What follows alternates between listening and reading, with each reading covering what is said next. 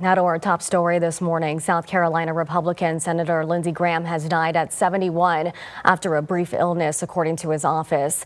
Wendy Gillette has more on his decades in politics. Long time no see. Senator Lindsey Graham was in Ukraine meeting with President Volodymyr Zelensky just one day before his death and a day after his birthday. Graham's office released a statement that says, on the evening of Saturday, July 11, U.S. Senator Lindsey Graham passed away from a brief and sudden illness.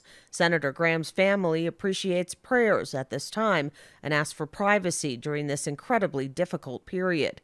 Broadcastify captured the call to Graham's South Carolina home for a patient in cardiac arrest.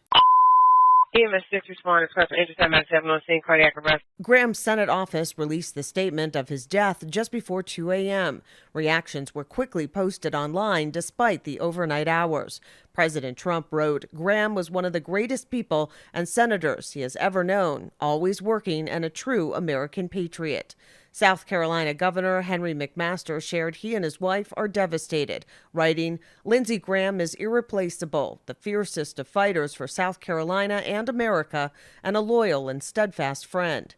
And Senate Majority Leader John Thune wrote his heart is heavy, and that Graham believed in the might of America to achieve good in the world and dedicated his life to advancing that cause.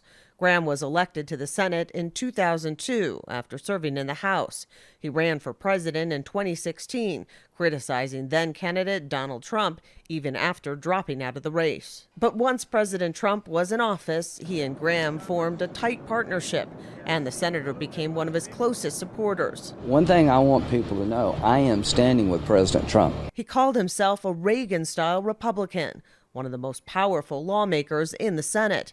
Lindsey Graham was 71 years old. Wendy Gillette, CBS News.